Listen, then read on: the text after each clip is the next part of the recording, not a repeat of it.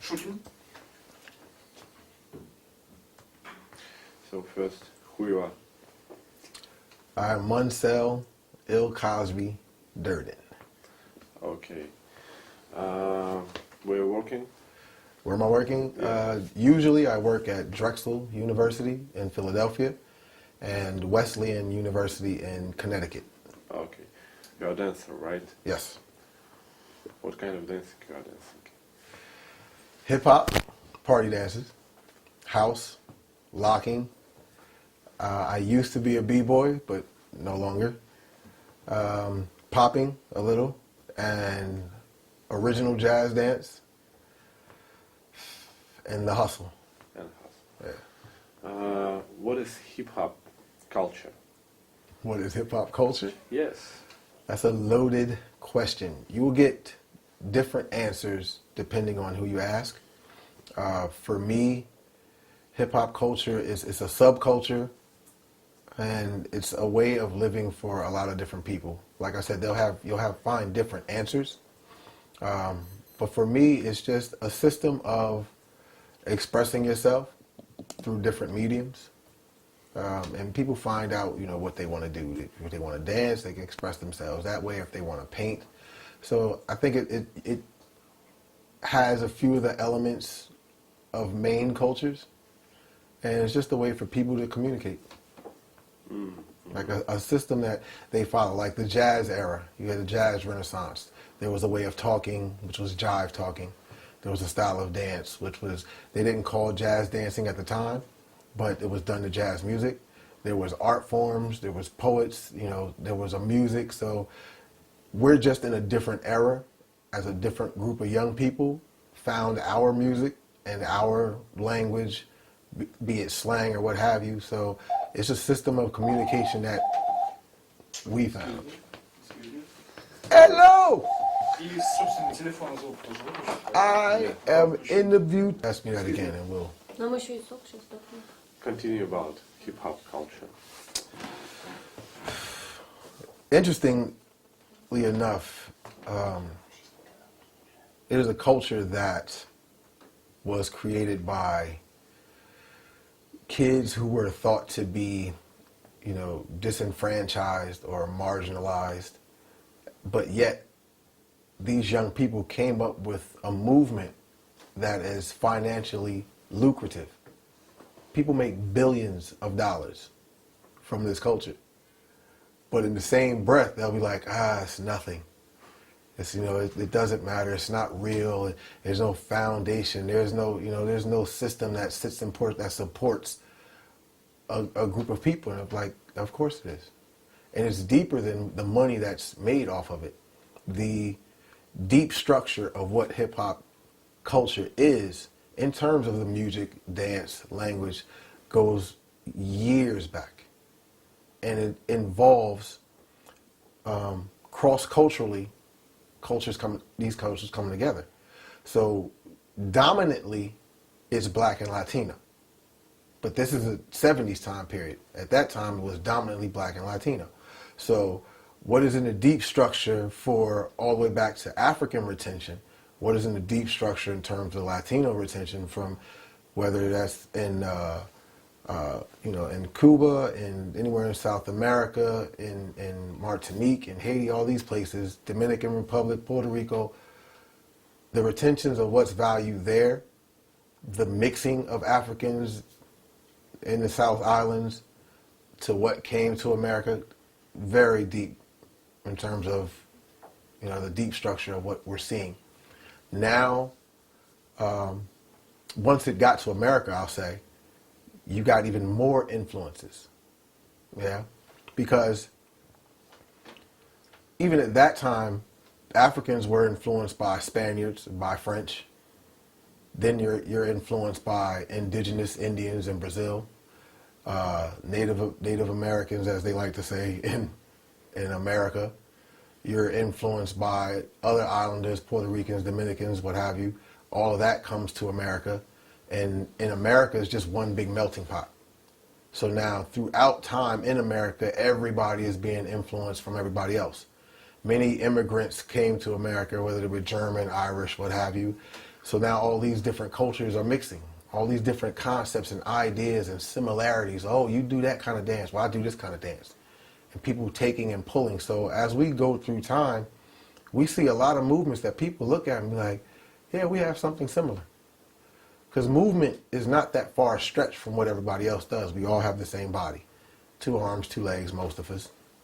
And there's only so much that the body can do. So you're going to find similarities.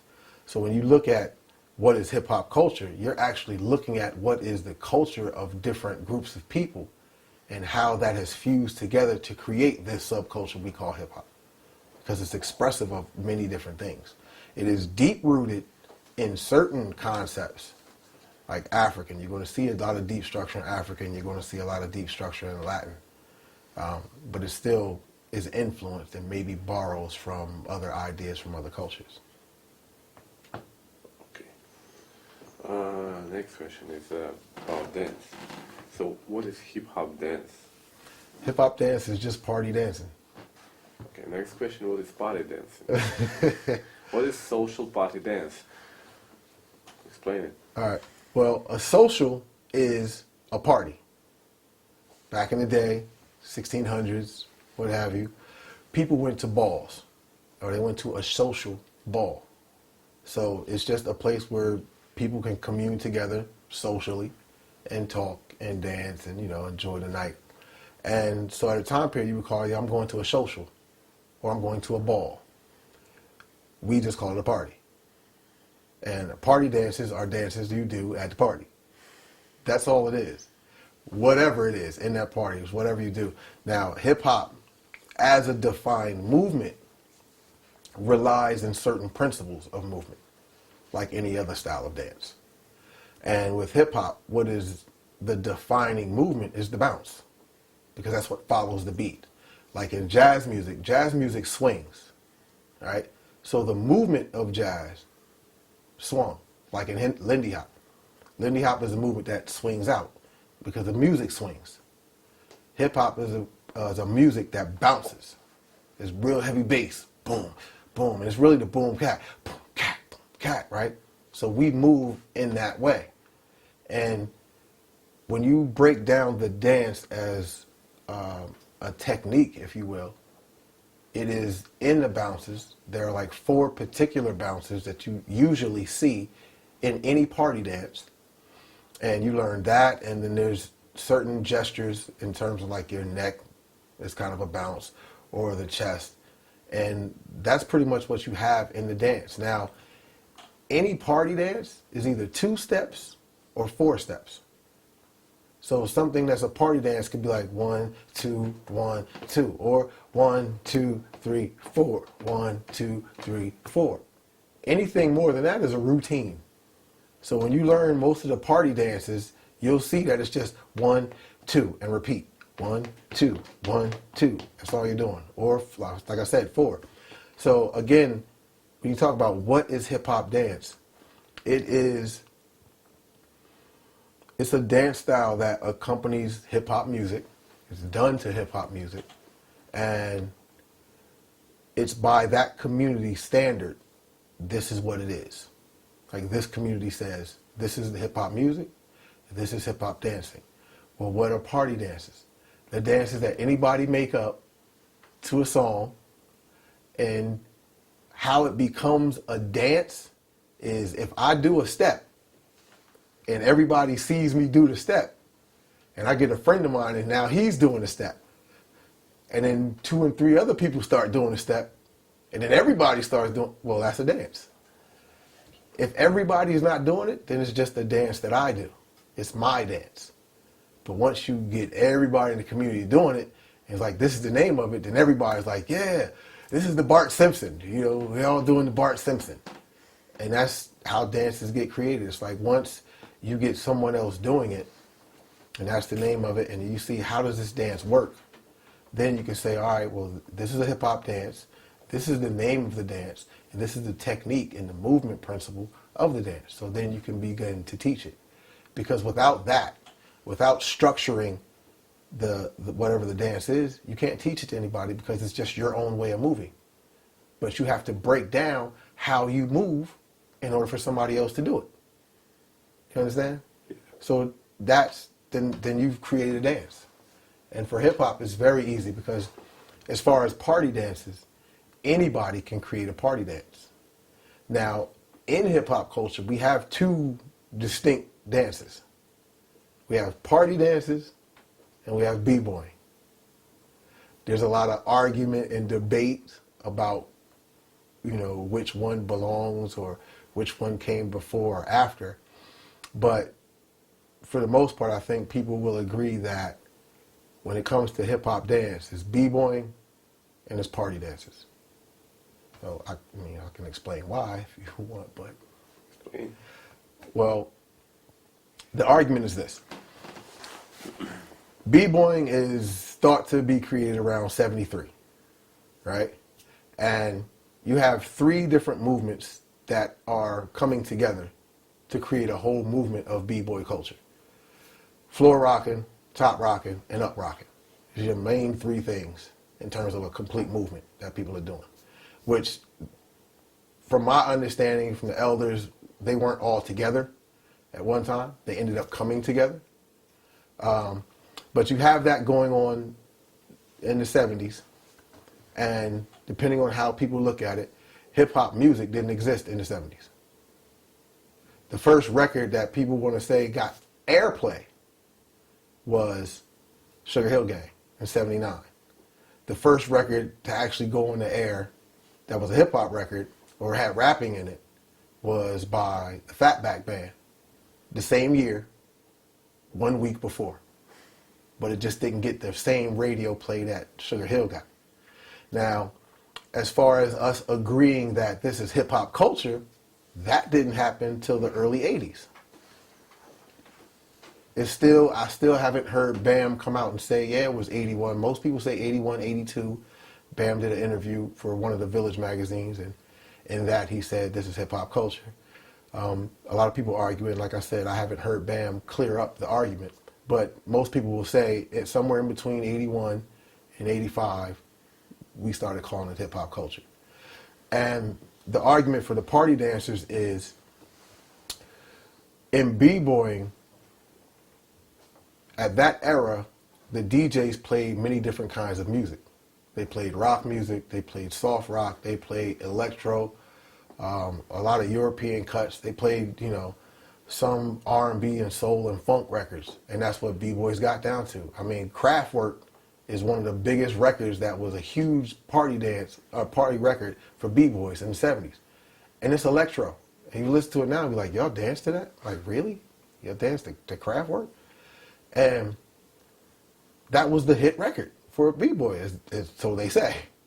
So you don't have the word hip-hop culture in existence. The boom cat wasn't truly defined at this time. Scratching was being defined as a sound. So b-boys mostly danced to funk records and rock records and whatever the DJs were mixing at that time. Now with the party dances, and again, this is a debatable argument, with the party dances, the first known party dance was the Happy Feet. And they did it to Dougie Fresh and Slick Rick record, The Show. And whenever this record came on, everybody in the club would do the Happy Feet. So consciously, subconsciously, you have a record that's a hip-hop record, rappers are on it, and you have a dance that is done specifically to that record. Then you had other hip-hop artists or rappers that would come out like B-Fats, who had the song The WAP. And he's telling you what dance to do. This is called, we do the WAP. Or you had Super Lover C and Casanova Rudd do the James. Rappers, so you did the James Brown.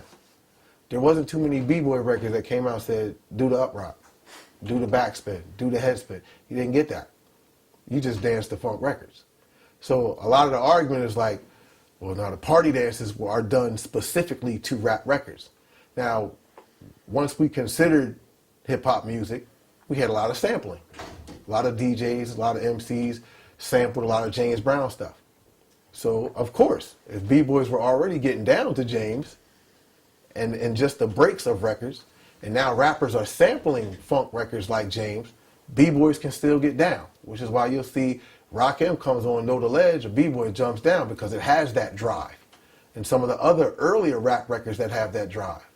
Now after, I think it was Rakim and Jody Watley got really famous for mixing rap and R&B, and then you started to hear the change in the music, it didn't really have that sampled sound. And rappers started going a whole different way. Like the fusion of R&B and hip hop really started happening. Music completely changed. Not too many B-boys dance to a lot of rap records right now. They'll still tell you, I can get down to a rap record, but I want to hear some funk. So I think that's part of that argument. Like, y'all dance to funk records. Y'all don't even dance to hip hop records. But they did in the beginning. But as the music changed, it was like, all right, now what changed about the music? They're not using the funk sound. That breakbeat sound, it's not there. Okay. If we're talking about music, can you explain why it's really important for dancers to study music? Well, in our society, we dance because of the music. You know, there are certain dances that, like some modern dances, their thing is, well, maybe I want to dance against the music. Or maybe I don't even need the music at all. But for our particular society, our whole thinking is we're dancing because of the music. So the idea is to become one with the music, which means our body is what I like to call being visually harmonious, is that we take on the musical qualities of a song. So when we hear a drum rhythm, we dance to drum rhythm. Whatever that rhythm is, we find it in our movement, whether it's piano, flutes, whatever.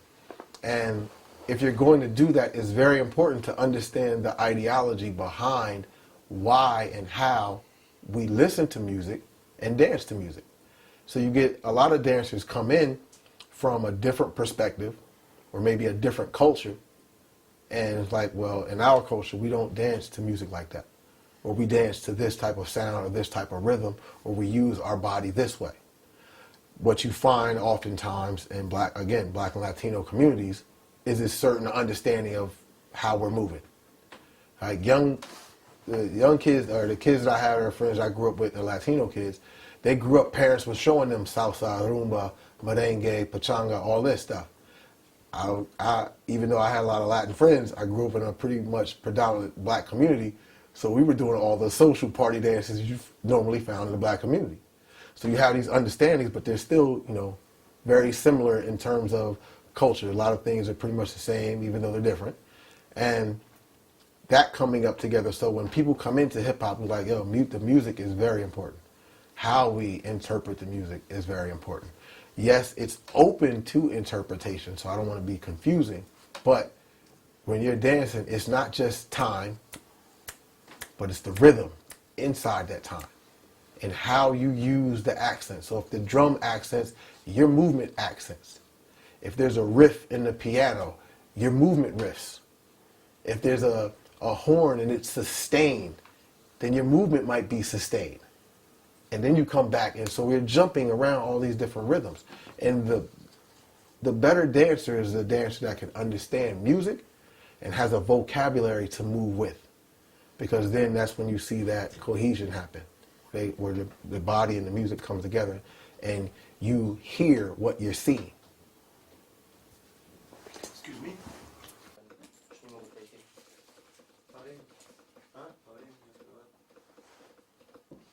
Если кто платил за лекцию, кто покупал 4 класса, потому что лекция бесплатная и так, и так. Надо это узнать. Отдавать в случае чего? Сейчас разберемся. Я тебе спрашиваю, отдавать в случае чего? Ты здесь сидишь. В индивидуальном порядке, грубо говоря. Ну, какая... Ты, может, ты сходишь, пока быстро выяснишь, сейчас скажу, что я финансово закончу. Сейчас закончить надо. You feel pain? Not really. It looks more painful than it actually is. All right. Just a couple. Man, listen, I don't care how many questions you got. I'm just trying to help. I can just get a sip of this now.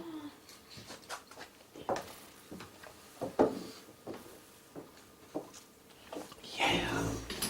Wait. 95 years old. Вот это потом загрузим. Окей. Okay. чем мы там остановились? Вы говорили вопросов, и вопроса не было. Ага. Okay. Next question about Soul Train. How Soul Train influenced hip hop culture and hip hop dance, whatever? Soul Train hugely influenced not only the black community, but the Latino community, all communities. What you have was, in the beginning of Soul Train, I believe they started in Chicago. Pretty sure Chicago. And Don Cornelius got a deal to, take it out to California.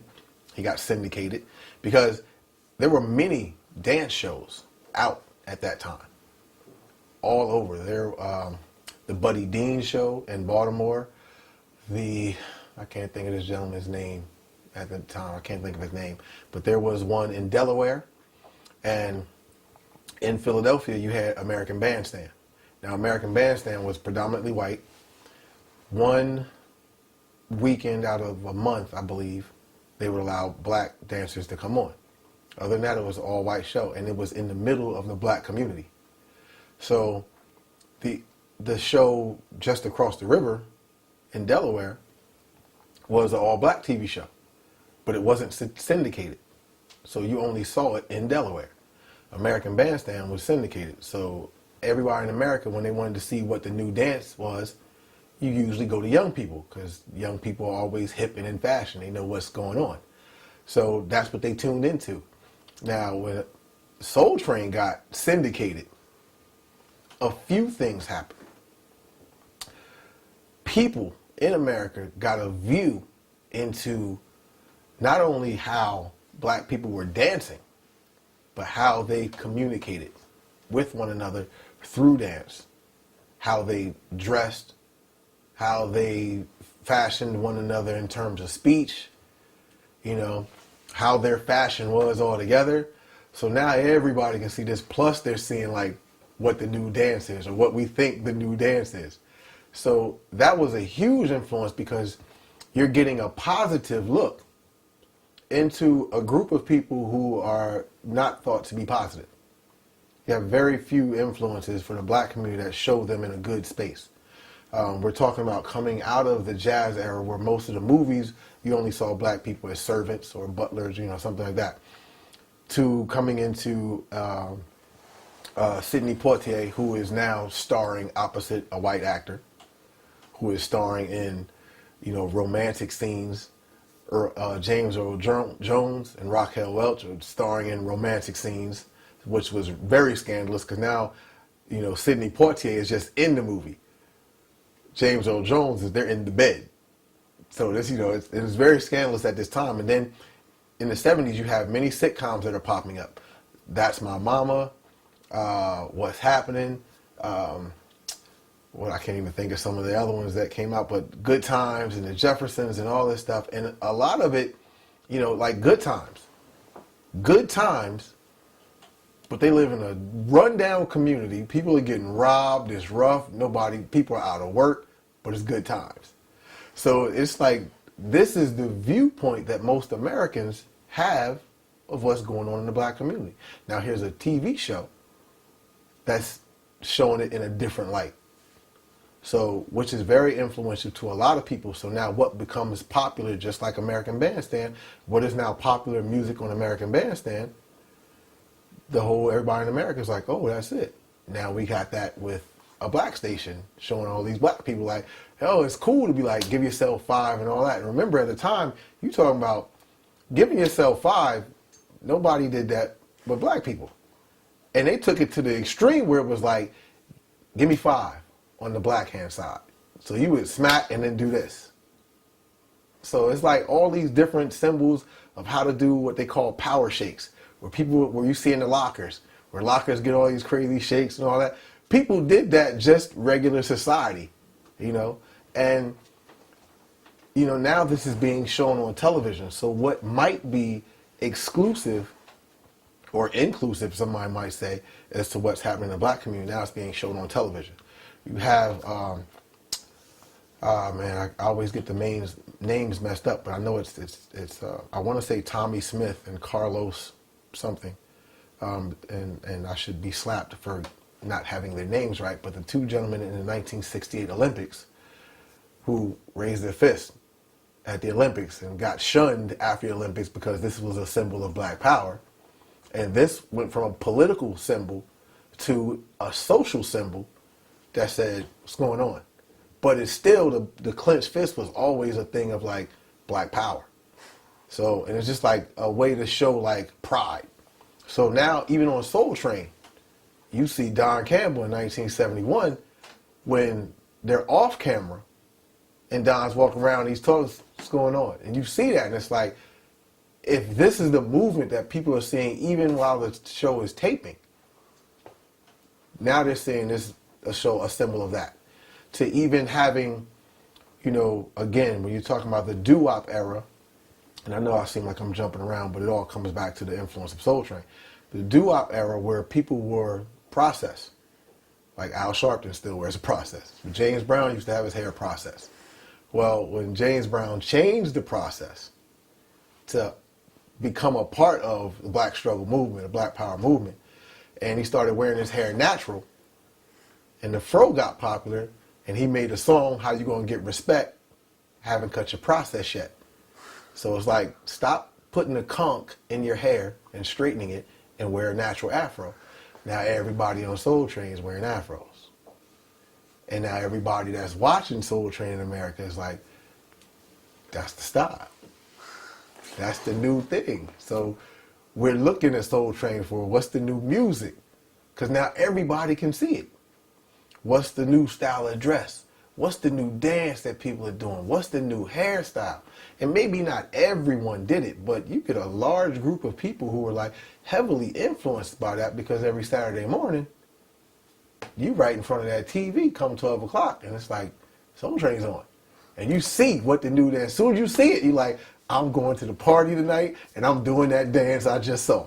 And you know, people got the afro and they got the style of dress. It's like, all right, I'm ready. So it was a huge influence on a lot of people, not just black people, but definitely if any group of people see themselves on television in a respectful manner, of course they're going to be influenced and feel proud to be whatever race they're from.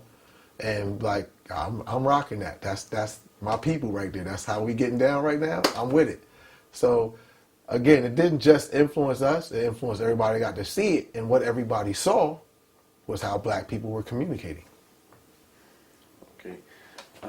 Next one is about border of hip hop dance. Border? Yeah, In what way? in a hip hop dance. Hip hop dance have a border. It does? Does? Can you explain which one? Oh, okay. So you mean like the Yeah, forms yeah, of... yeah. Okay, yeah, I'm with you. All right. Well, most of the pioneers or creators, I won't say most, but there are some that do not agree with, as you said, this border, or this they don't agree with the term hip hop having to do with locking and popping, if I'm following you, in all these different forms, right? And one thing I think that does is by putting everything under one label, if I'm understanding you correctly, by putting everything under one label, and like, yeah, but we got b-boying and popping and locking and house and hip hop and whacking, and it's hip hop. I was like, no, because Boogaloo Sam is credited with coming up with the Boogaloo and the hits. He's credited with that. Some people still argue that, but from the history information I have, I'm with Sam. Don Campbell created locking. You know, Rocksteady did a lot they didn't create it, but they did a lot for the movement itself. So when you just say hip hop, that cuts out everything that these individual people did to help move along this movement. Because now all you thinking is hip hop. Who's Boogaloo Sam? I don't know. I know hip hop. Well, popping ain't hip hop. Locking ain't hip hop. But I interviewed Boogaloo Sam and I asked him the same question. I was like, Sam, how do you feel about popping being considered part of hip hop, and he was like, I don't like it. I understand why they do it, and it's respectful, but my style is not hip hop. I do popping to funk music, not hip hop. And the same with locking. Locking was created by a different man altogether. It's not hip hop. The only thing that is hip hop is party dances and b-boying. House is not hip hop. Whacking is not hip hop. But they put them under this umbrella, and for anybody that is not from the community where it all started, it can be really confusing. So I think if that's what you mean, and if I went off path, I'm sorry, but in terms of a border, that's what I read, and it's like, you know, there are distinct differences in the dance. They move differently. Mm-hmm. Their vocabulary is completely different. They're done to completely different styles of music that have their own meanings. So, you know, but we just put them under this label, and it's like, that's, you know, they're not all hip hop. But why one dance is a hip hop and the second one is not a hip hop? For example, foundation of hip hop is a bouncing, right? Mm-hmm.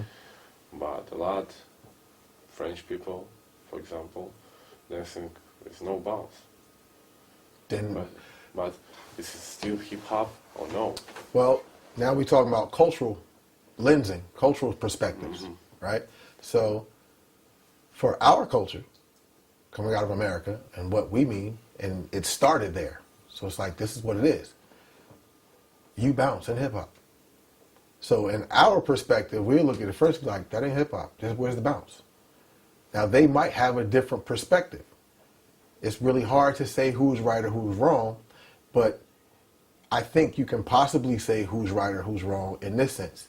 If there is a dance that comes out of Russia, and all Russian people that are a part of this society, they say, this is the dance, and this is how the dance works and how it moves. And I live in America, and I start doing the dance I saw in Russia, but I don't do it the way that y'all say it is. But when you see it, you can be like, that ain't the Russian dance, because you're not doing this. Because y'all created it out of your community from your concept. And if I'm going to learn your dance, I have to learn that. If I'm going to learn Russian language, I have to appreciate the culture that comes with that language. I have to appreciate how you communicate with one another. I have to appreciate and abide by the rules of your society that says, well, this is what it is and this is why it is. I just can't see something in Russian and be like, yeah, I'm going to do that, but I ain't thinking about it. I'm going to say the words this way. And Russian people be like, that's not how we use the words. Like, you can't just rearrange. It's our culture. And it's the same thing with hip-hop. Other people, you know, there's a lot of ways you can be like, it allows one to express oneself, because we all do it. But we adhere to hip-hop is a bounce. Now, if you're going to come and do this dance, and you want us to say you're doing hip-hop, where's the bounce? Now, like I said, that can be an argument, but I feel that that's what that is. So if French people are doing it and it's not the bounce, it's a different perspective, you would have to ask them, well, how are you influenced by the music? What is the differences? Because this is the influence of music you'll find common in America. So maybe the music has changed, and a lot of hip-hop music has changed from what it was. So maybe their whole approach to it is completely from their perspective. Mm-hmm. One more question is, what do you think? Some dancers dancing just for self, some dancing only for battling, for competition, and who better? There's no way to say who's better, in my opinion. You do what you want to do for you. You know, I don't battle. I've entered a few battles. I won like 2 of them. Lost the rest of them. But battling is not my thing. Like when I go to dance, I'm just dancing because I enjoy the music. I'm not dancing strategically so that the judges like what I'm doing, so that I can mentally play a game with my opponent and beat them. Because a lot of stuff in a battle is psychology. Like when you're like in somebody's face and you're trying to get them to look at you and they turn their back, that could mess your game up because you want them to look at you and now you're off. So, and you have people who's like, I'm just going to the club and feel good. You have people that, I don't take dance classes. I just go and I just dance. So there's no way to say who's better. You express yourself the way you want to express yourself. There is no better. I mean, even in battles, I don't think there's a better, in a sense, because, or the best. There is only what the judge thinks. Battles are not about dancers. They're really not. They're about judges. What the judge thinks. What the judge thinks is good dancing. And then you have to ask yourself, well, what is the judge's background in dancing? Not just because you've been dancing for 20, 30 years, but have you really studied it? Like really what it is. So we're dealing with opinion. Now, because someone asked me at a battle, they was like, well, then who's the best? It's like, there is no best, because if we have over 15 different judges, well, they're all going to judge differently because battling doesn't have a set system. Like if there was a set system that everybody used in every battle, 5 points for creativity, 10 points for musicality. Now, if there was a system in place, then we can say everybody is judging the exact same way, right? But we don't have that. So you could win a battle now, and then 15 minutes later in the circle, this kid smokes you. So for 10 minutes, you was the best. No, you wasn't. You just won right now at that time. But there is no best. It's just individuals expressing themselves. And personally, I don't think that you can critique or judge anybody's self-expression. I think battles are good and they're fun, but if you take it to the idea that I'm the best, no, you're not, just because you won a battle, please. Like somebody over here, some 80 or 50-year-old dude could burn you. It could happen. They just liked you right now. 10 minutes from now, they like somebody else. So I don't think there's a best. I think if you want to get better, you practice, get as much understanding as you can, and that helps you get better. Battling doesn't help you get better. Battling is what you do after you study, and then you battle. It's like taking a test. I don't take a test to get better. I study so that I can pass the test. But just taking a test and no study, I didn't really get better. I just took a test. So it's like the preparation is what gets you better. But, what gets you better as a person dancing. But I don't think you can be like, oh, he's better. But you can be like, you can say he knows how to do more stuff than him. But the little bit he can do might be like, wow, look at him go. He can't do all that, but look at him dance, or look at her dance. So who you gonna say? She's better than her, or he's better than her? Or I don't get into that. Okay, and can you say a couple words for dancers? Just a couple words. A couple words. For dancers.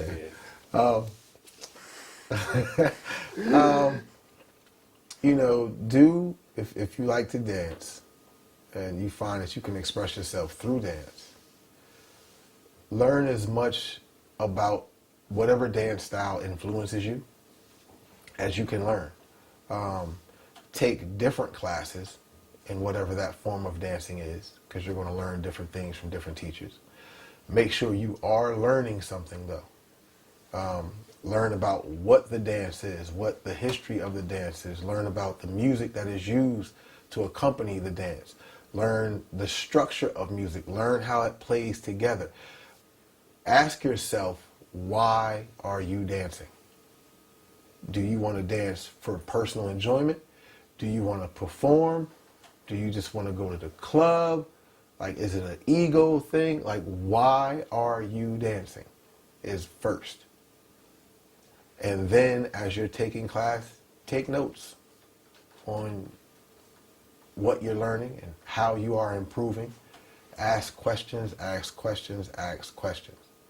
And don't think that one style of dance is better than another, because they're not.